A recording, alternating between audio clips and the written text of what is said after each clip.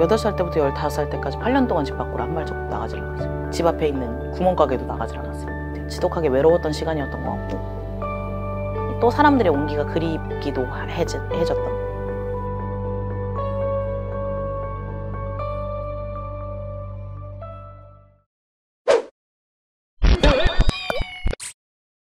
저는 한국인 어머니와 미국인 아버지 사이에서 자랐고 태어났고, 그 위로 이제 형제가 3명이 더 있어요. 저희 4남매인데 큰언니, 오빠, 작은언니 저 이렇게 4남매인데, 지금은 그래도 이제 혼혈인이나 외국인에 대한 그런 시선들이 굉장히 좋아졌다고 생각을 하거든요. 물론 곳곳에서 아직 보이지 않고 또 보이기도 하는 어떤 차별들이 분명히 존재하긴 하겠지만, 제가 어린 시절을 보냈던 그 시기 90년대 2000년대 초반 정도까지는 아직 혼혈인과 외국인에 대한, 특히 흑인에 대한 인식이 굉장히 안 좋았었어요. 어딜 가나 항상 손가락질을 당했고, 항상 사회에서 소외되는 게 당연한 사람이었고, 그리고 만지면 더러워진다라는 인식이 친구들의 부모님들에게 항상 있었고, 또래로 보이니까 이제 스스럼없이 다가와서 친구가 됐다가도 집에 가서 이제 부모님이 하시는 이야기를 듣고서 저를 이제 멀리하는 일들이 일상이었고, 누구도 돕지 않는 것이 이상하지 않은 그런 삶이었었어요.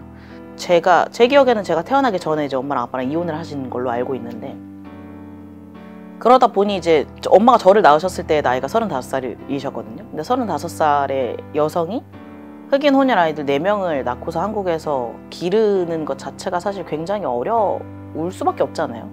그러다 보니 아빠의 이 부재를 엄마가 이제 엄마의 역할과 아빠의 역할까지 같이 해야 되다 보니 되게 자연스럽게 가난과 항상 동거할 수밖에 없었고, 그러다 보니 자연스럽게 공부와는 너무 먼 사이가 될 수밖에 없었고, 사람들과도 사회와도 완전히 멀어져서 이제 고립된 사람이 될 수밖에 없었기 때문에, 사랑이라는 것을 느낀 건 사실 가정이 전부였었고, 근데 그 안에서도 서로의 어떤 그 결핍들이 있으니까 온전한 사랑을 누리지는 못했던 어린 시절이 있었죠.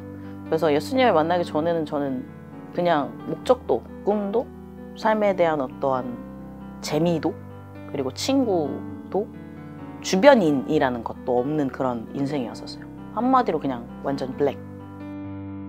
이제 오빠 같은 경우는 남자니까 남자애들끼리 이제 막 떼거지로 이제 몰려다니고 막 지네들끼리 놀고 하다 보면 이제 다른 그룹이랑 이제 좀 싸움이 나거나 시비가 걸릴 때도 있을 거 아니에요.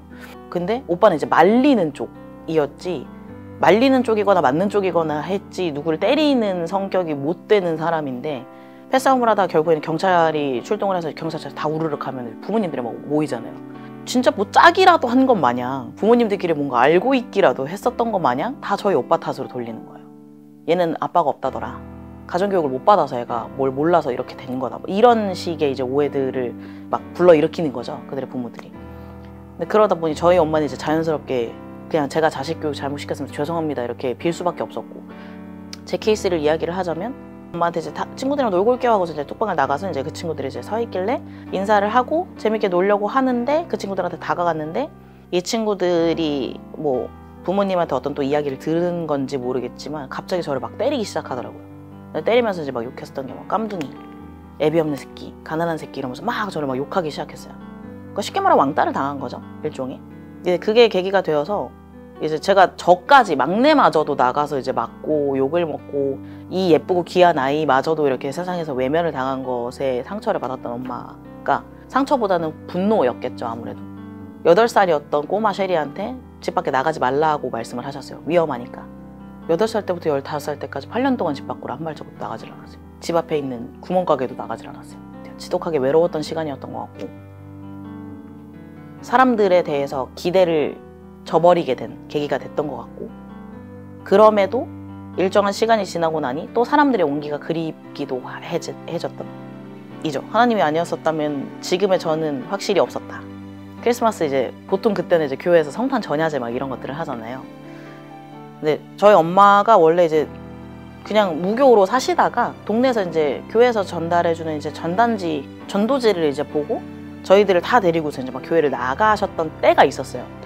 교회에서는 그 세상에서 소외된 사람들과 사랑받지 못했던 사람들에 대한 그 긍휼한 마음이 있고, 사랑하고자 하는 그런 뭔가 따뜻한 마음들이 있잖아요. 근데 그런 것들에 엄마도 감동을 하셨고, 누구도 저희를 배척하지 않았어요, 교회에서는. 그래서 교회에서는 다 저희를 끌어안아줬고, 항상 저희랑 어울리기를 원했고, 그래서 되게 열심히 다녔었어요. 근데 사실 그마저도 쉬운 건 아니었었어요. 왜냐면 집안 형편이 여전히 나아진 것은 하나도 없는 상태였었고, 뭐 언니도 엄마를 도와드리고 하는데 이제 제 차비까지 이제 감당을 하려니까 사실 그게 그래봤자 1,600원, 뭐 2,000원이 채 안 되는 돈인데 매주마다 그 돈이 나가는 것도 사실은 부담이셨을 거예요, 엄마한테는. 엄마한테 막 쫄랐죠. 계속 교회를 가게 해달라고 막 쫄랐어요. 막 쫄라서 결국엔 16살이 되던 해부터 교회를 다니기 시작했습니다. 그날이 저는 제 생각으로는 저한테 두 번째 생일인 것 같아요.